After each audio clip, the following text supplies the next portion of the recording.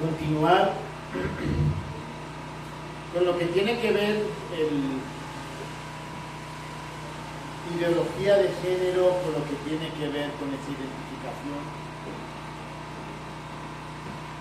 Y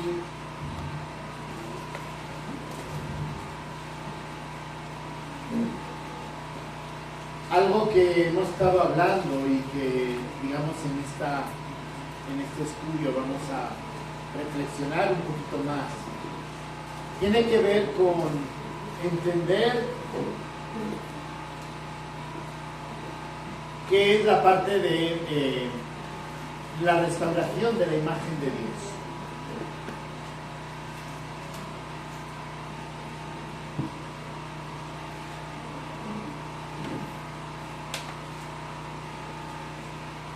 La verdad, el tema de la imagen de Dios es un tema que en general a la gente no le gusta. Hablar acerca de Dios ya no está de moda. Pensar en la centralidad de Dios ya no está de moda.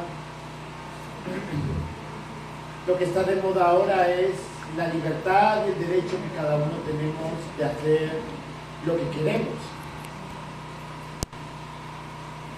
Y pensar también como creyentes en esa parte de perder nuestro derecho es un tema que a veces para nosotros es muy complejo. Muy complejo porque nos gusta el libertinaje, si lo queremos ver de esta manera, nos gusta el cómo los demás pueden hacer lo que quieren. Y a veces vemos el cristianismo, el ser seguidor de Cristo, como una carga.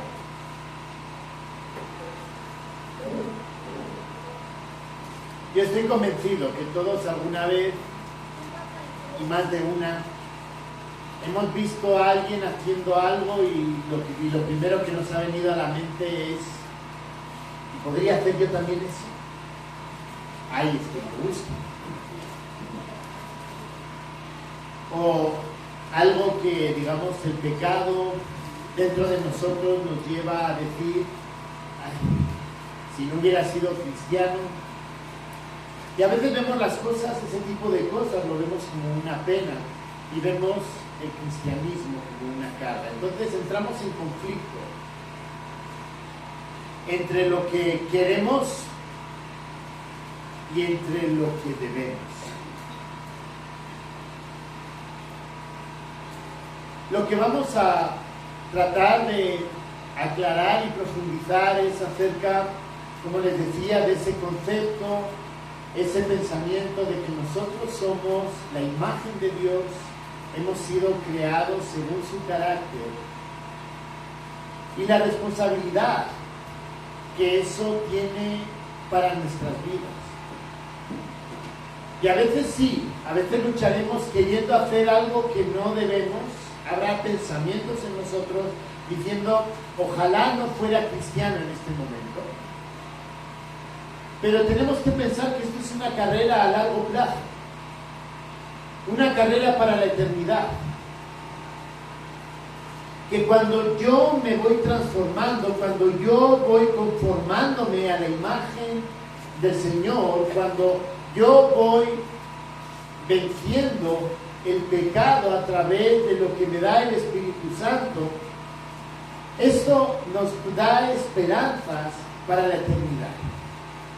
La esperanza la tenemos, pero la esperanza de vivir con el Señor la tenemos, pero recordemos que hay más esperanza porque hay recompensas para aquellos que hemos vivido o que o queremos vivir la vida de acuerdo a la palabra, que queremos parecernos cada día más a Cristo.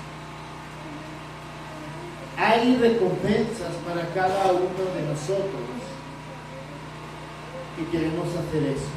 Eso no quiere decir que el cielo me lo voy a ganar o estar con el Señor me lo voy a ganar porque fui un buen muchacho. No, la vida eterna la gano a través de Cristo.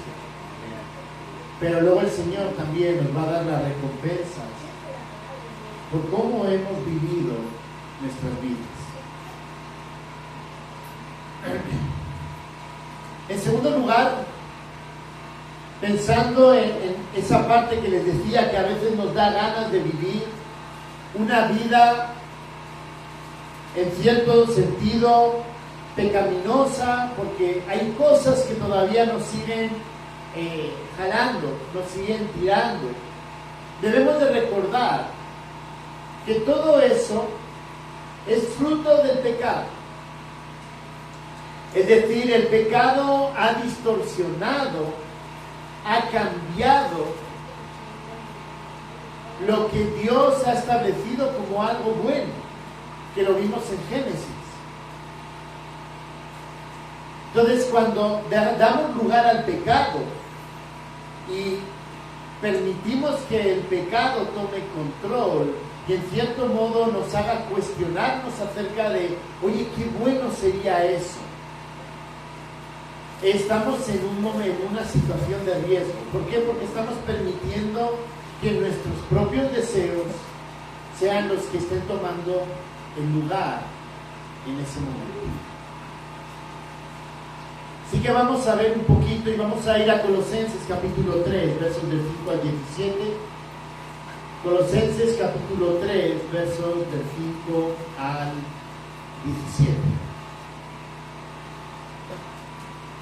Acerca de la vida antigua, acerca de la vida nueva, Pablo está hablando a la iglesia en Colosas, una iglesia que en cierto modo era una iglesia que caminaba delante del Señor, pero Pablo le tiene que recordar y tiene que insistir con ellos en esa necesidad de caminar según la nueva vida dada por el Espíritu Santo.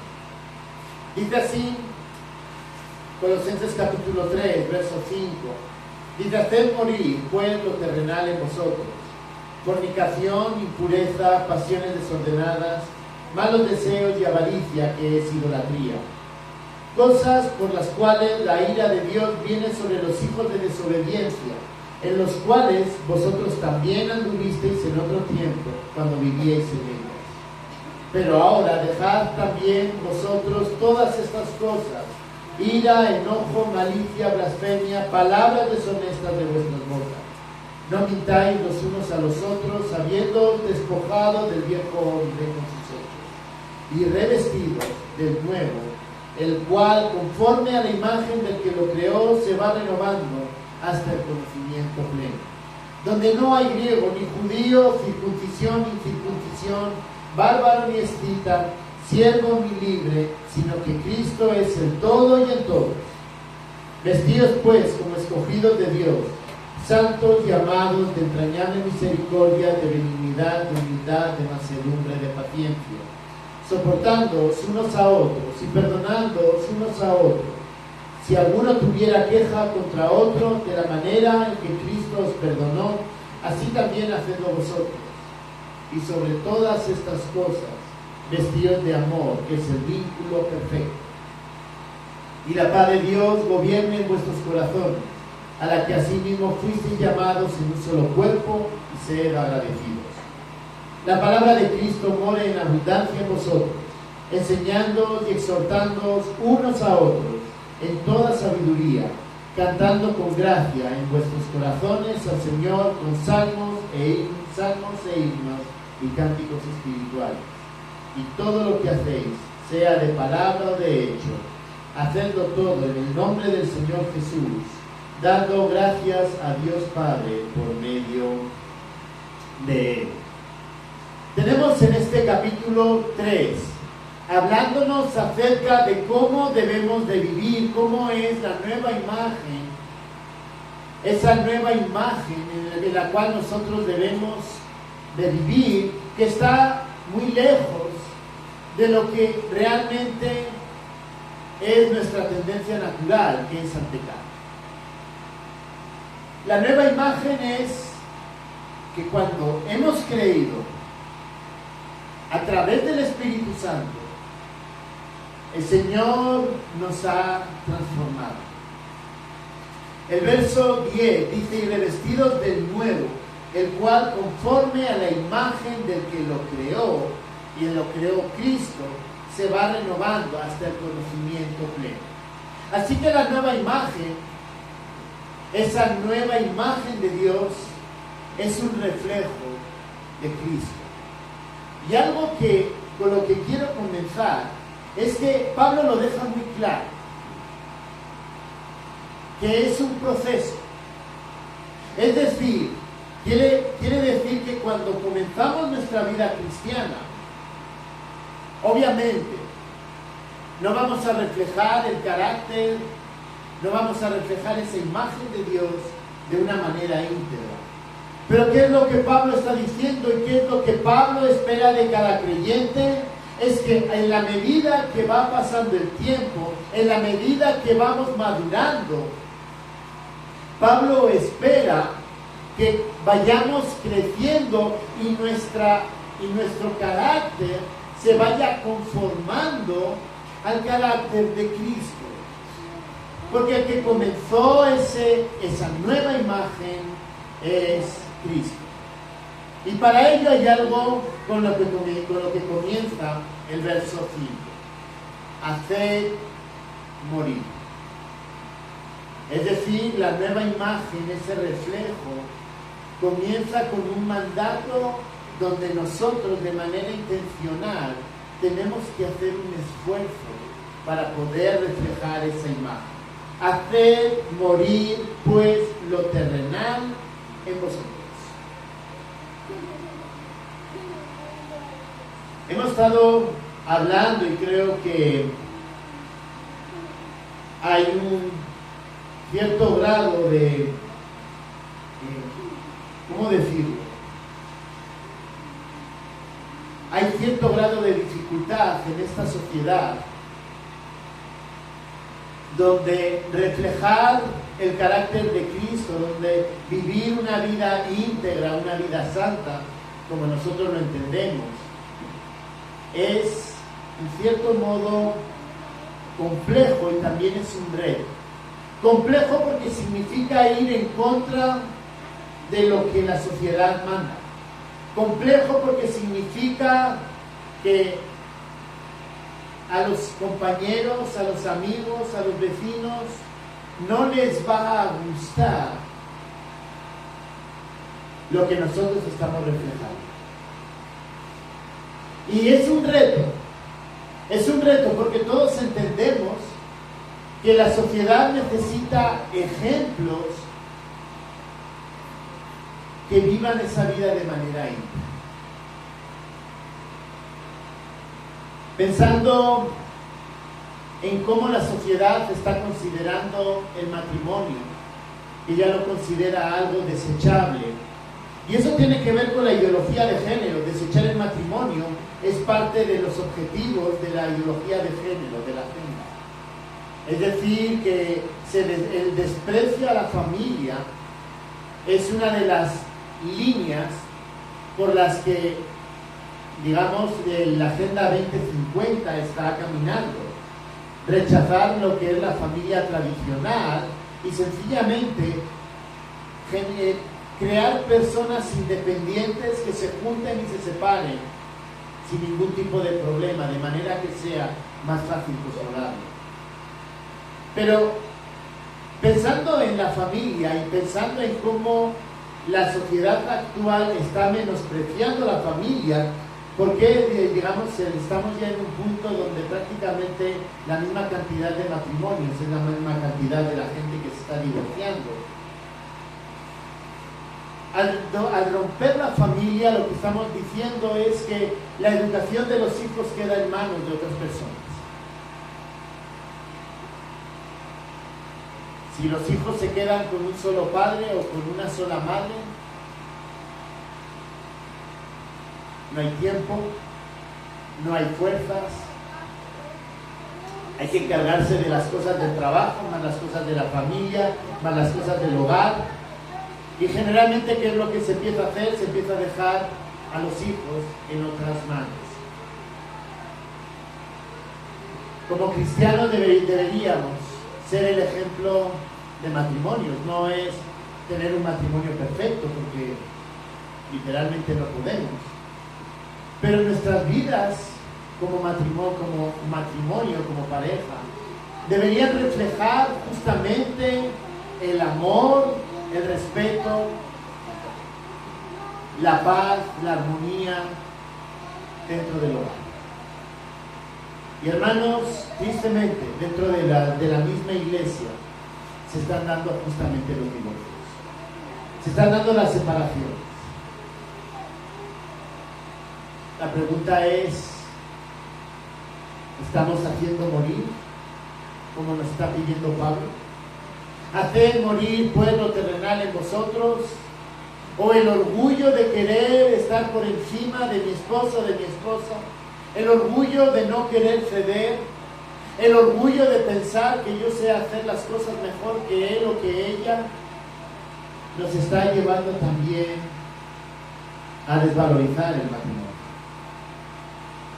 ¿Se dan cuenta cómo al final todo está relacionado? Todo. Cuando Pablo dice hacer pues morir lo terrenal y comienza a enumerar, dice fornicación, impurezas, pasiones desordenadas, malos deseos, avaricia, que es idolatría, ira, y dice son cosas que ustedes anduvieron anteriormente. Lo que está diciéndonos o lo que nos está invitando es que si queremos vencer realmente esa ideología de género que está entrando y está quedándose dentro de nuestra sociedad, debemos de ser transformados. Nuestro pecado debe ser transformado por la obra de Cristo, y eso se llama la santificación. A veces tenemos dichos, y dichos que son hasta cierto punto mentiras. El Señor rechaza el pecado, pero ama al pecador. Sí, pero eso es una afirmación con trampa. Porque entonces, ¿ahí qué estoy haciendo? ¿Justificando mi pecado? A veces cuando tenemos discusiones entre nosotros como hermanos, o en el matrimonio, o entre niños, o entre familias dentro de la iglesia, a veces lo justificamos, no, es que los hermanos hay que exhortarlos para que caminen. ¿Será que a veces nuestras discusiones, nuestras peleas, nuestras diferencias es porque queremos hacer valer lo nuestro por encima de los demás? Y eso, hermanos, no es, como dice aquí Pablo, eso es lo terrenal. Esa inmundicia, esa impureza, pasiones desordenadas. Cuando no soy capaz de poder perdonar a alguien y lo justificamos de manera cristiana, es que el hermano anda, es que el hermano se ha desviado, es que el hermano está haciendo algo que no debe. Y puede que sea cierto, pero a veces también nosotros ponemos nuestro granito de arena. O con el chisme. Hermano, ya supo lo que pasó con tal. No, es para que lo sepa y pueda orar por él. ¿Es para orar o para regar el chisme? ¿Cuál de las dos? ¿Se dan cuenta cómo muchas veces espiritualizamos las cosas? En vez de buscar la solución, en vez de pensar y ayudar al hermano y ayudarme a mí mismo a ser transformados a la imagen de Cristo, muchas veces hacemos las cosas sencillamente porque sigue habiendo orgullo en nosotros, sigue habiendo ansias de poder en nosotros, sigue habiendo ese pensamiento de superioridad en nosotros, etc. Pablo está hablando de una iglesia madura. La iglesia de Colosas, dentro de lo que cabe, era una iglesia madura, pero era una iglesia que en cierto modo estaba cayendo en esos pecados. Y Pablo tiene que recordarles y tiene que recordarnos a nosotros que nosotros hemos dejado esa vieja naturaleza, hemos sido revestidos con esa nueva naturaleza, y dice que es imagen del que lo creó. Y el que lo creó, ¿quién es? Dios. ¿A través de quién es esa imagen? Esa imagen nos lo da Cristo. Así que la nueva imagen a la que nos está llamando a ser transformados, a abandonar el pecado, es la imagen de Cristo. Es tomar esa imagen y hacerla y apropiárnosla para nosotros. La iglesia, y creo que es una crítica, es una crítica que muchos escritores, muchos pensadores están llegando a la misma conclusión. La iglesia hoy día, especialmente la occidental, como la de Europa, Estados Unidos, América Latina, olvidándonos de África y Asia, que son iglesias que están creciendo. La iglesia occidental está muriendo, sencillamente porque estamos olvidándonos de ser conformados, transformados a esa imagen, y estamos viviendo el pecado el cual aquí Pablo está llamándonos a rechazar.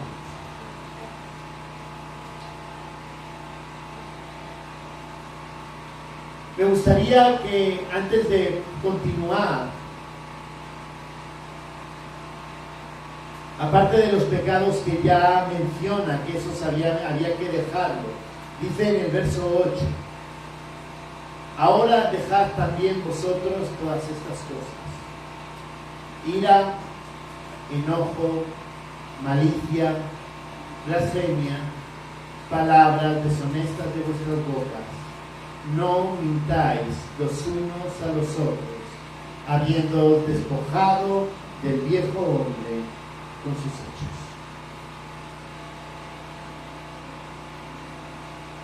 Les decía en la reflexión anterior, hablando acerca de la imagen de Dios,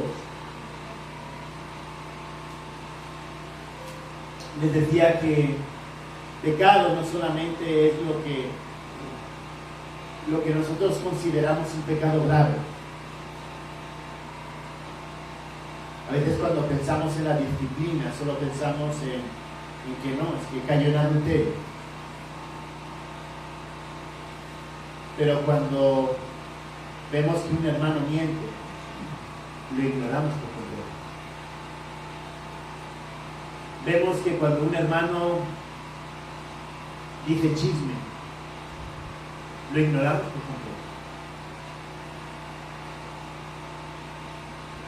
Y hermanos, somos llamados a corregir. Cuando Hebreos capítulo 12, creo que es versos 5 y 6, habla acerca de la corrección. Esa palabra que la Reina Valera utiliza como corrección, lo que realmente es la palabra en el original, la definición de la palabra, tiene que ver con ayudar a la persona a madurar, a ser más íntegro.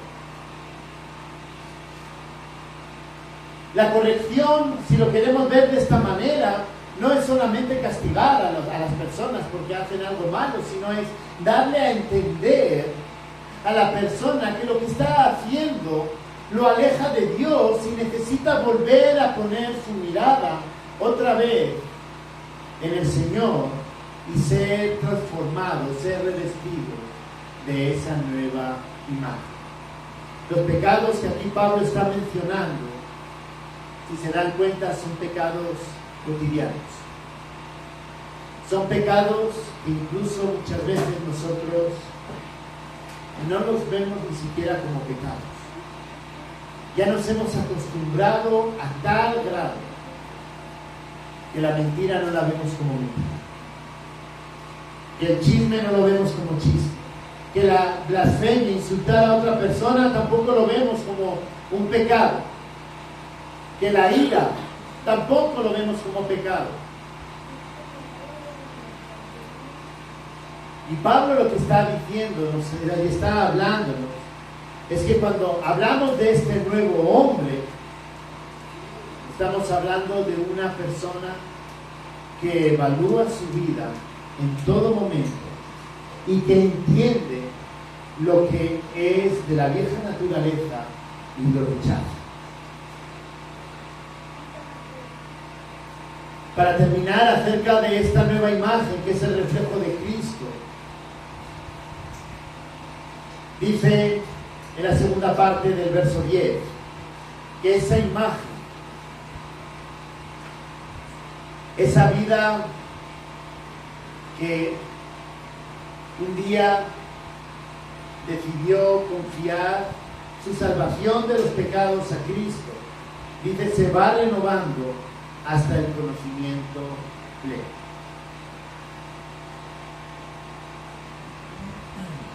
En otras palabras, hermanos, la vida cristiana es una carrera donde no podemos parar, una carrera donde vamos cambiando cada día un poquito más, donde vamos descubriendo aquello que desagrada a Dios, aquello que no es conforme a la imagen de Dios, y lo vamos haciendo transformar. Y donde todos somos hermanos. ¿Por qué el último punto que dice aquí Pablo? Dice, donde no hay griego ni judío, circuncisión ni incircuncisión, ni bárbaro ni escita, ni siervo ni libre, sino que Cristo es el todo y el todo.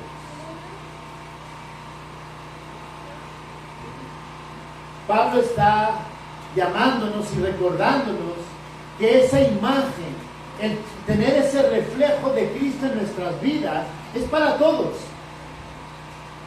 No importa tu origen, no importa si eres de la montaña, de una finca de la montaña, o eres de la ciudad de Bogotá. No importa si vienes de una clase pudiente o eres de una clase humilde. No importa a qué te dediques. La responsabilidad de creer, de ser transformados por Cristo, la responsabilidad es para todos. Y todos somos llamados a eso. Pensando especialmente en los jóvenes. Pensando especialmente en los jóvenes que muchas veces dicen, no, eso es para los mayores. O incluso, hemos llegado a escuchar también, ¿no?, a personas que no se han bautizado y que deciden no bautizarse y dicen, no, es que si me bautizo, entonces yo tengo que hacer esto. El ser transformados a la imagen de Cristo, el cambiar, el parecernos a Cristo, no importa si estás bautizado o no, si tú has creído, realmente has creído en la obra de Cristo y que Cristo te perdona, si tú lo has creído, mi estimado hermano, tú eres llamado a eso. Pero es que eso es para los hermanos que están en comunión. Miren, les voy a decir algo. Esa parte de los hermanos en comunión y no en comunión, que lo diferenciamos porque participan o no de la Santa Cena. Si usted se congrega aquí, usted está en comunión aunque no participe de la cena. Que no tiene algunas responsabilidades, sí, pero que la integridad de su vida es también una responsabilidad suya, sí.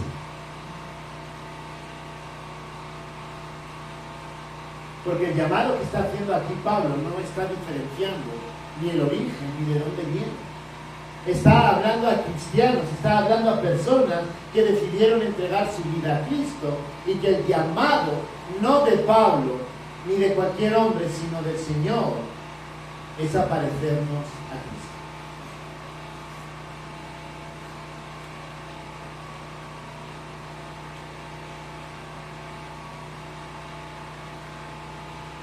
En segundo lugar, cuando habla acerca de la nueva imagen, hemos visto que es un llamado a reflejar a Cristo, a dejar la vida pasada. Pero la nueva imagen es un llamado a la santidad. Y alguno puede decir, oiga, el título tenía que ver con la ideología de género. Sí, y tiene que ver.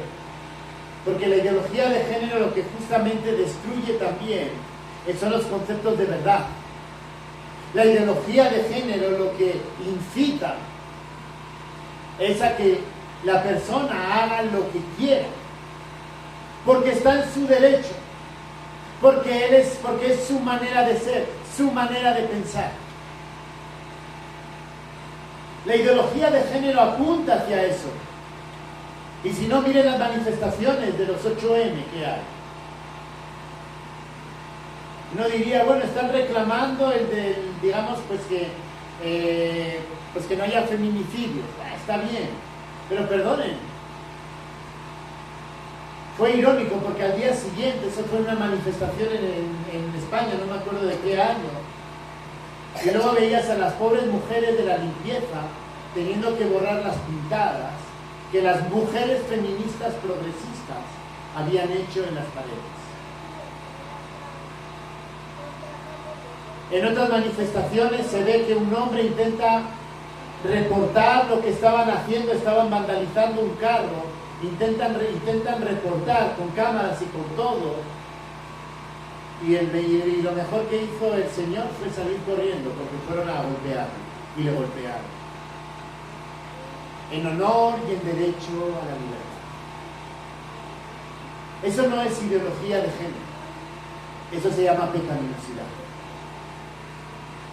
Y cuando Cristo está hablando aquí a través de las palabras de Pablo acerca de esa nueva imagen, la nueva imagen que es la consecuencia de haber sido restaurados por lo que el pecado había distorsionado, nos lleva a una vida de santidad. Estoy compartiendo allá con los muchachos en el colegio acerca de cómo crecer, de cómo ser una mejor persona. Y una de las cosas que enseña la Biblia es que para ser una mejor persona, enseña dos principios.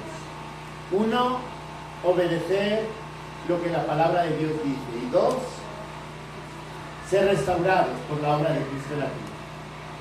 Eso es lo que la Biblia enseña acerca de cómo ser mejores personas. Y les decía, todos aspiramos a ser mejores personas. Todos queremos poder aportar nuestro granito de arena allá donde vivimos. Les decía, piensen. ¿Elogian al que se dedica a vandalizar? ¿O elogian al que cuida las cosas? ¿Elogian al que golpea a otra persona o normalmente se elogia, se aplaude, se dice qué bueno a la persona que ayuda a otras personas que tienen necesidad? ¿Se elogia al vago, al que no hace nada? ¿O se aplaude a la persona que se esfuerza? En su caso, en el caso de estos estudiantes, les decía, ¿qué se aplaude? ¿Al que estudia o al que no estudia? Y ellos me decían, al que estudia, al que se esfuerza. Pues el cristianismo es justamente eso. El cristianismo no es, esa transformación no es algo que sucede de manera automática. No, ya soy cristiano, ya dejo la vida vieja, todo lo que hemos visto antes, y ya soy capaz de vivir de manera íntegra, de manera perfecta. Aquí Pablo nos deja muy claro que ser transformados a la imagen de Cristo, esa nueva imagen, esa nueva naturaleza, requiere un esfuerzo. Lo que el pecado distorsionó el Señor lo transforma, pero como seguimos siendo pecadores, sigue habiendo pecado en nosotros, tenemos que luchar contra esa vieja naturaleza, con lo cual requiere esfuerzo. Entonces Pablo, si comenzó en el verso 5 diciendo, haced morir todo lo terrenal, todo lo humano, háganlo morir. ¿Por qué? Porque han sido transformados. El verso 12 comienza con otro mandato: vestidos. Y vestirse requiere un esfuerzo, ¿no? Pequeño, pero requiere.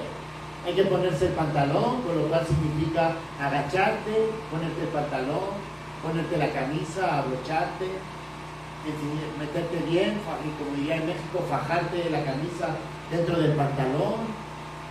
Requiere ponerse los calcetines, requiere ponerse los zapatos. Es decir, el acto de vestirse es un acto voluntario y algo que uno lo hace con cierto esfuerzo. Entonces dice, haced morir. Y dice, ahora los que tenemos esa nueva naturaleza, tenemos que vestirnos. Y dice, como escogidos de Dios, santos y amados. Como escogidos de Dios, santos y amados.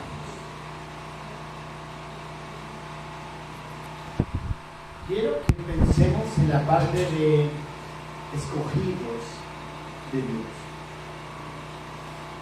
Y quiero que pensemos en lo que esas palabras, esas tres palabras implican. Escogido de Dios es que Dios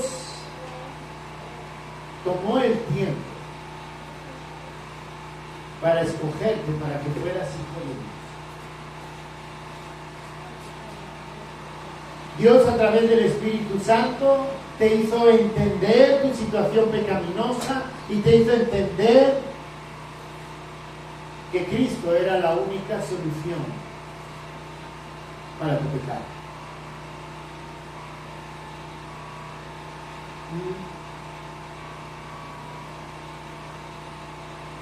No es que tú y yo lo escogiéramos, sino que Dios nos escogió a nosotros.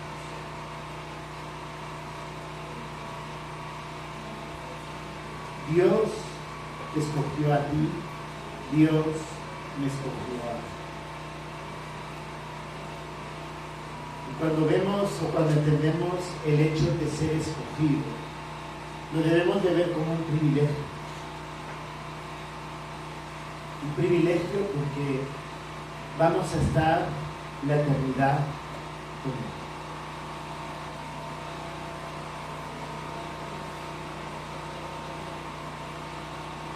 ¿Se dan cuenta de ese aspecto? Tú y yo, por nosotros mismos, nunca hubiéramos estado en la presencia del Señor. Nunca disfrutaríamos por nuestro propio esfuerzo, nunca disfrutaríamos de estar la vida eterna con Él. Él te escogió a ti, me escogió a mí, para que pudiésemos estar la eternidad con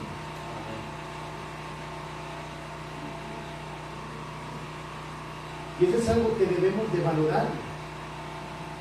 Y cuando entendemos que hemos sido escogidos, entonces entendemos la santidad. La santidad tiene que ver con ser transformados según el carácter de Dios. La santidad no es una aureola, la santidad es, como hemos dicho antes, mostrar el carácter de Dios en nuestras vidas, entender que hemos sido amados por Dios y entonces respondemos con una vida íntegra. Y dice vestidos, recordar, tenerlo presente en todo momento. Dios te escogió, Dios me escogió para que seamos hijos de Él, con el fin de parecernos cada día más a Cristo. Hermanos, la gente de afuera necesita ejemplos. Y si tú y yo somos exactamente igual que los demás, preguntémonos qué estamos haciendo.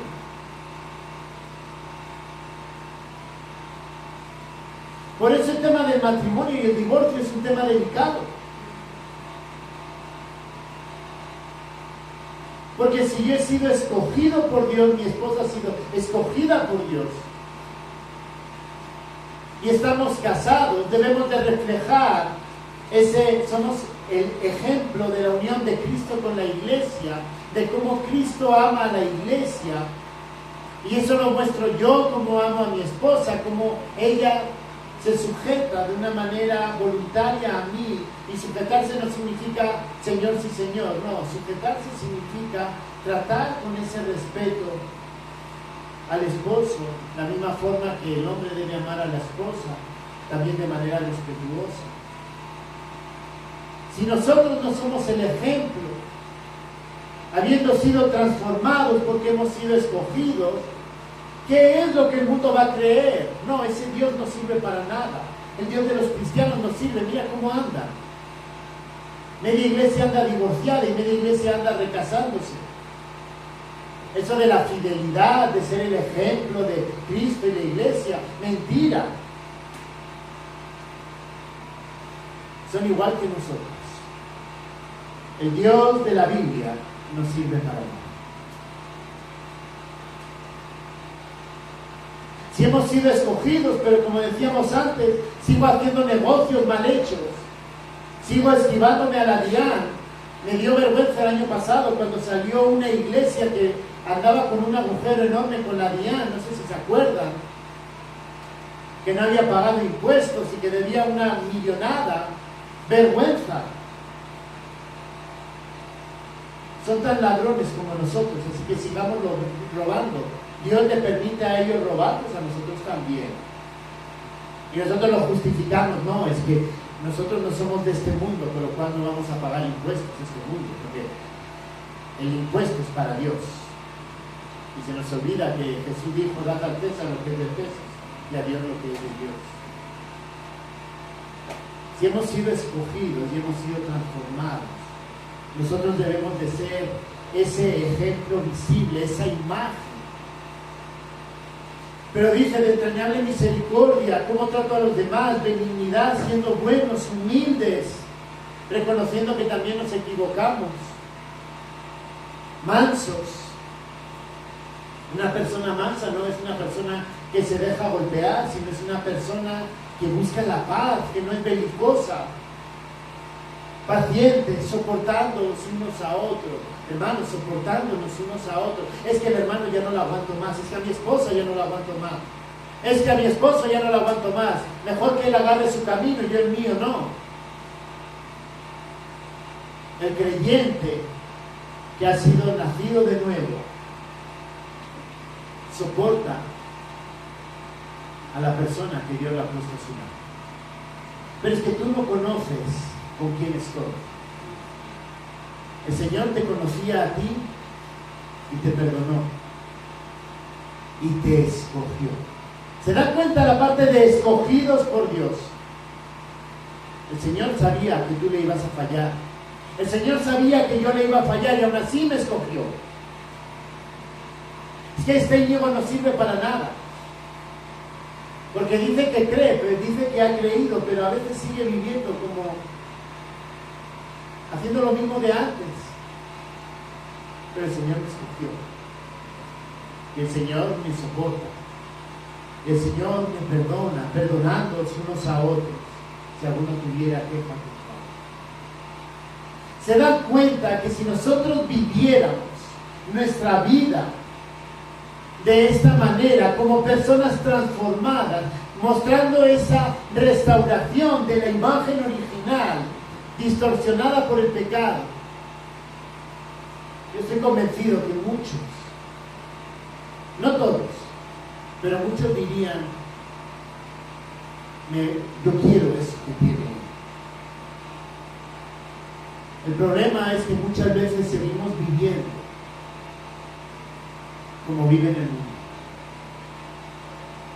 Y Pablo comenzó diciendo, hacer morir pues los hombres. pero seguimos viviendo de esa manera.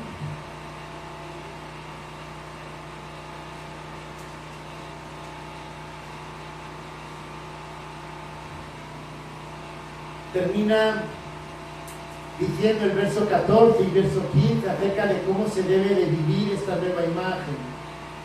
Termina diciendo, y sobre todas estas cosas, vestíos de amor, que es el vínculo perfecto, y la paz de Dios gobierne en vuestros corazones, a la que asimismo fuisteis llamados en un solo cuerpo, y sed agradecidos. Ya no solamente es que cada uno de manera personal somos la imagen de Dios restaurada. Nos llama a vestirnos con amor, sino que dentro de todo lo que hemos visto, cuando habla de soportarnos unos a otros, perdonándonos unos a otros, vestidos de amor, que es el vínculo perfecto, si lo quieren con otras palabras, amándonos unos a otros, y la paz de Dios, es decir, viviendo pacíficamente unos con otros. Dice, termina diciendo, fuisteis llamados en un solo cuerpo y sed agradecidos. El Señor nos va transformando, como les digo, es un proceso que dura toda la vida, pero el Señor nos va transformando y nosotros tenemos que dejarnos ser transformados por el Espíritu Santo. Y ahora vamos a ver cómo. Pero cuando hablamos acerca de la nueva imagen, ya no es solamente a nivel personal, sino también a nivel de comunidad, de iglesia, que también debemos demostrar ese carácter. Me gustó mucho la presentación de Aldinever al principio, que hablaba acerca de cómo es, o digamos los principios de las distintas épocas, hablando de la posmodernidad y hablando de la posmodernidad en adelante. Y él hacía énfasis en una cosa, el individualismo. Pensar en la época de nuestros abuelos, y es algo que pues a nosotros nuestros abuelos nos contaban, era que toda la familia, prácticamente toda la familia vivía juntos, en la misma casa, en el mismo techo, donde los abuelos pues se quedaban con parte de la familia, incluso se casaban y vivían los hermanos dentro de la misma, digamos en distintas zonas, pero dentro de la misma casa.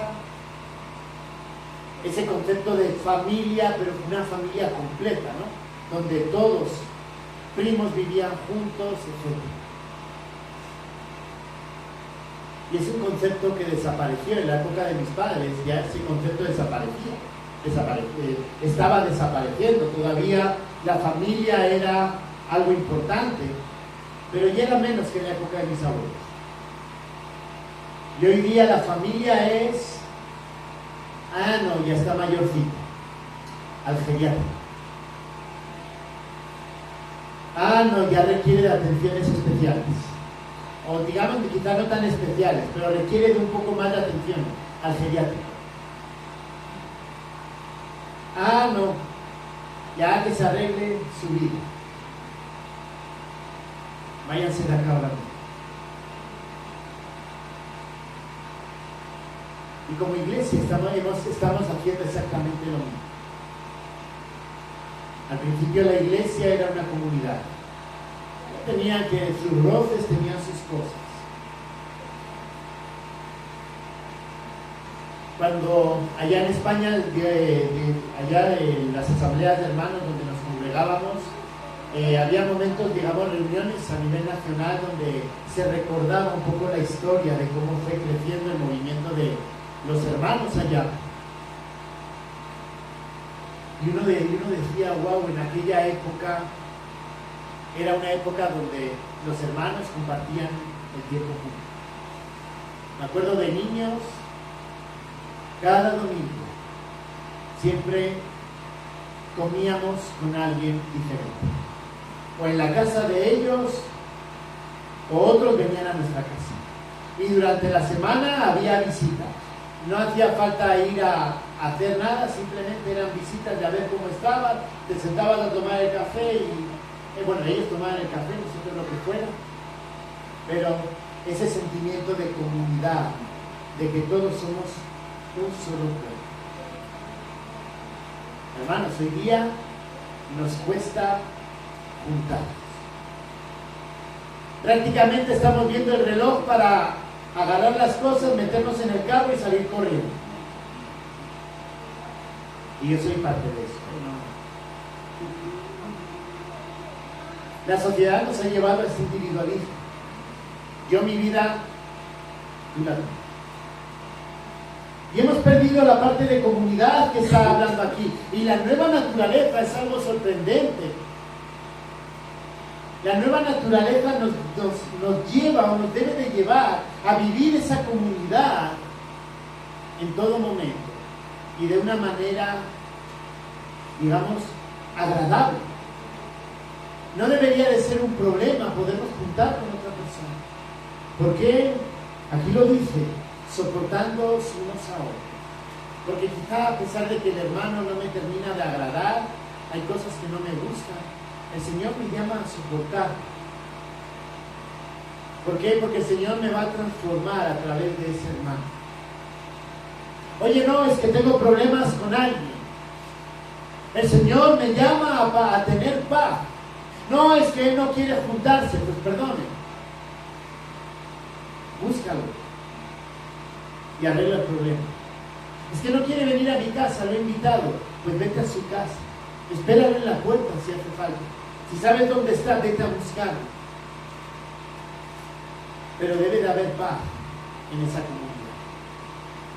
La nueva naturaleza no solamente me transforma, me hace a imagen de Cristo, sino que también nos hace ver esa imagen de Cristo como una comunidad. Aprendemos en comunidad. Somos exhortados en comunidad. Somos llevados a la madurez en comunidad. Y hermanos, si queremos vencer lo que hay allá afuera, el individualismo, todo lo que es la violencia, el reclamar derechos, lo tenemos que hacer a través no solamente de nuestras vidas, sino a través de la iglesia como comunidad. Finalmente, ya para terminar, que el tiempo corre, ya veo que me falta poco, así que del timbre le voy a pedir 5 minutos más. Regáleme. La nueva imagen es fruto de la transformación de la palabra. Hemos hablado de esa nueva imagen. En una sociedad distorsionada por el pecado, nosotros, tanto de manera individual como de manera colectiva, como una comunidad, debemos demostrar esa nueva forma, esa nueva imagen, el carácter de Dios a través de nuestras vidas. Pero Pablo no se queda solo diciendo háganlo, sino que también nos dice el cómo hacer. Y va a ser un poquito más de lo que ya Aldiner ya ha dicho. Versos 16 y 17 termina diciendo: la palabra de Cristo mora en abundancia en vosotros, enseñándoos y exhortándoos unos a otros en toda sabiduría, cantando con gracia en vuestros corazones al Señor con salmos e himnos y cánticos espirituales. Y todo lo que hacéis, sea de palabra o de hecho, hacedlo todo en el nombre del Señor Jesús, dando gracias a Dios Padre por medio de Él. ¿Cómo logramos o cómo tenemos esa nueva imagen? La respuesta es la palabra de Dios. Y hermanos, no es solamente el devocional de 5 minutos, 10 minutos de la mañana.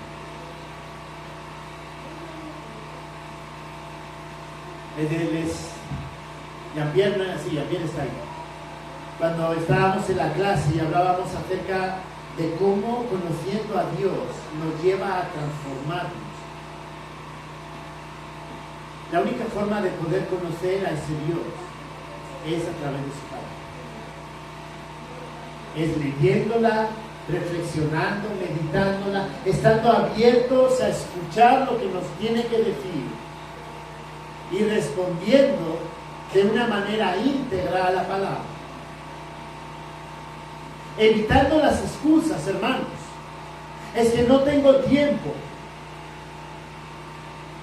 Pero sí tenemos tiempo para ver la película.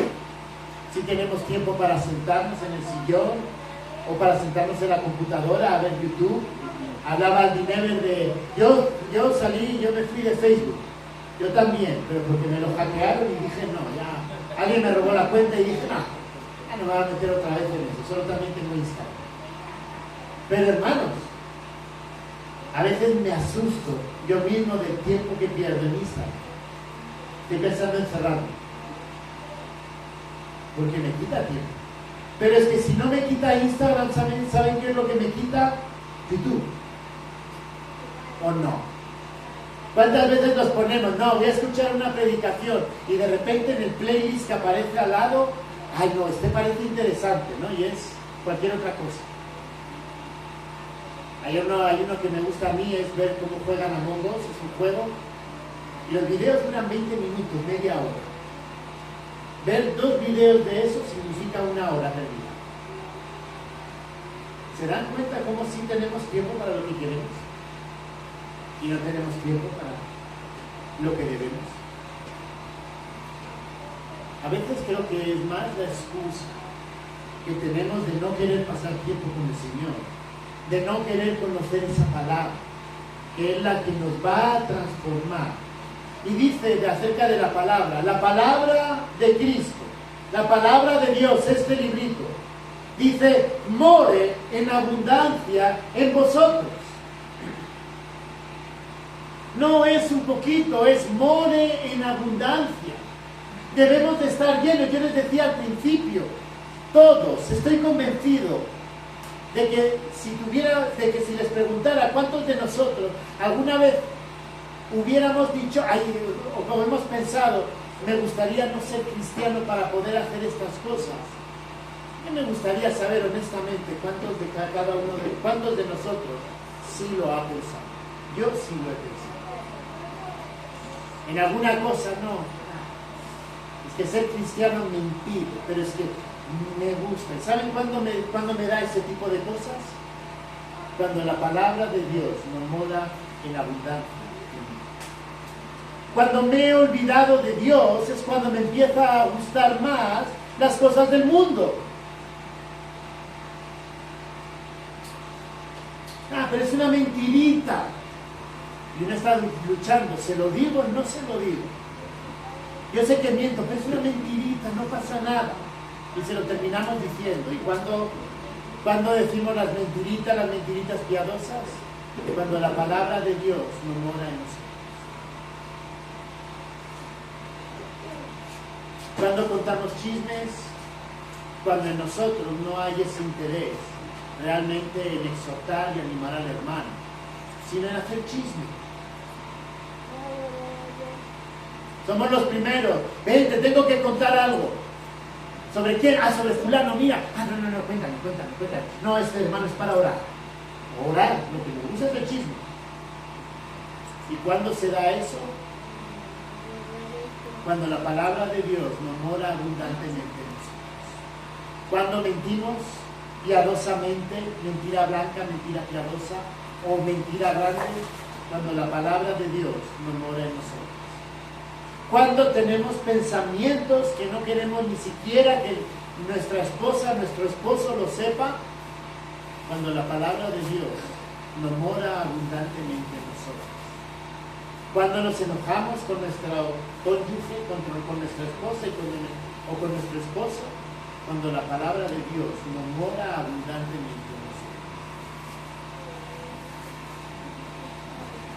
Estamos hablando de ser nuevas criaturas, de mostrar esa nueva criatura a través del Señor al mundo, decirle, miren, su situación es de una persona caída, pecaminosa, alejada de Dios. Ustedes deben parecerse a lo que yo estoy reflejando. Eso se da cuando la palabra de Dios mora abundantemente en nosotros. Y me gusta esta palabra,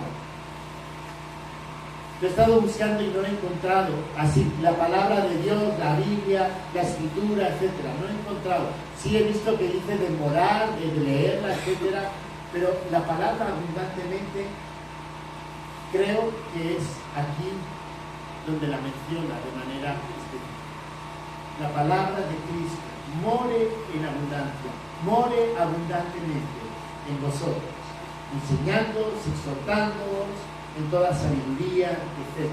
Y todo lo que hacéis, sea de palabra o de hecho, hacedla en el nombre del Señor Jesús. El Señor vino a transformarnos. Tú y yo hemos sido escogidos por Dios.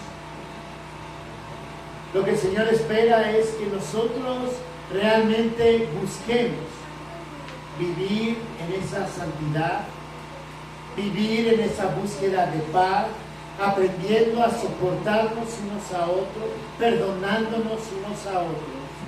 Y la única manera de poderlo hacer es que la palabra de Dios abunde en nosotros. La primera iglesia no era una iglesia perfecta. Hermanos, dejemos de pensar en ellos como, no, es que ellos sí eran buenos. No, ellos tenían muchos problemas, lo vemos en las cartas de Pablo. Si ustedes tienen libros que, digamos, de los primeros padres de la iglesia, hay libros que son cartas escritas a iglesias donde se ve cómo la iglesia tenía problemas y escribían para exhortarse, animarse, parecerse más a Cristo. Pero si algo es digno de ellos, si algo es digno de ellos, es que en todo momento buscaban ser diferentes. Si algo destacó la primera iglesia del primer siglo, fue en su integridad. La gente se sorprendía. Algunos los acusaban de cristianos sencillamente por pura envidia. No, es que es mejor que yo como persona, y lo acusaban para que lo quemara, para que no le quemara la conciencia a esa persona. Porque eran personas íntegras, eran personas que habían entendido que tenían que mostrar el carácter. Eran personas que no necesitaban de Facebook para mostrar lo que hacía. Ellos recuperaban niños que los echaban al vertedero de basura, porque no los querían, porque las familias que los tenían eran de usar y tirar los bebés. Y ellos iban a los vertederos de basura a recogerlos. Y no les hacían falta Facebook, ni pelearse a través de Facebook, ni de Instagram, ni de YouTube, acerca de lo que creían o no creían. Su vida era una vida transformada a la imagen de Cristo. Y ellos, a pesar de sus imperfecciones, entendían cómo debían vivir. Hoy día nosotros podemos hacer lo mismo. La pregunta es, ¿cuánto estamos nosotros dispuestos a ceder y a cambiar? No es la ideología de género. El problema es nuestras condiciones. Gracias, bendito Señor, porque tú nos has transformado. Y tú eres el único que nos puedes cambiar a través de tu palabra. Señor, vivimos en un momento donde los retos son grandes. Y Señor, necesitamos tener la convicción de que hemos sido transformados por ti. Y Señor, necesitamos tener la convicción de que como iglesia debemos de ser esa imagen, el reflejo de tu carácter. Señor, que los que están allá afuera vean en nosotros la diferencia. Vean en nosotros cómo debe ser la vida real. Ayúdanos, Señor, en el nombre de Cristo Jesús.